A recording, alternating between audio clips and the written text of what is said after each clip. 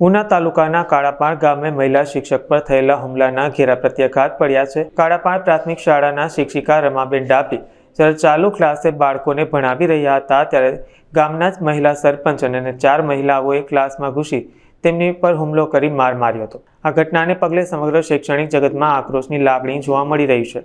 ઉના તાલુકા શૈક્ષણિક મહાસંઘ, ઉત્કર્ષ મંડળ અને શિક્ષક ઘટક સંઘના નેજા હેઠળ મોટી સંખ્યામાં શિક્ષકો મામલતદાર કચેરી ખાતે એકઠા થયા હતા। ત્યાંથી પ્રાંત કચેરી સુધી જઈને જવાબદારો સામે કડક પગલાં ભરવા અને શિક્ષિકાને ન્યાય અપાવવા માટે આવેદનપત્ર પાઠવ્યું હતું। મારું નામ ડાભી રમાબેન કરશનભાઈ છે।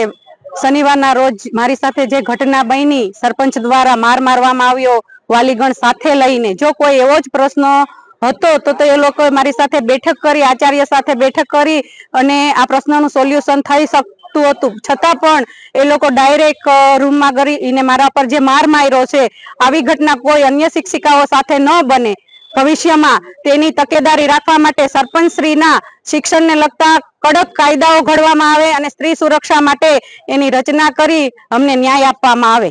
મારું નામ છે રાઠોડ કિશોરસિંહ જેમુભા, શૈક્ષિક સંઘ ગીર સોમનાથ જિલ્લા સંગઠન મંત્રી। આજે જે ઘટના બની છે કાળાપણમાં રમાબેન ડાભી ઉપર, એની નંદનીય ઘટનાનો અમે વખોડવા માટે આવ્યા છીએ કે આવી ઘટનાઓ શાળા સુધી, ગામના જે રાજકારણ છે શાળા સુધી હવે વધારે પડતા પ્રવેશવા માંડ્યા છે અને આ ખરેખર બંધ થવા જોઈએ।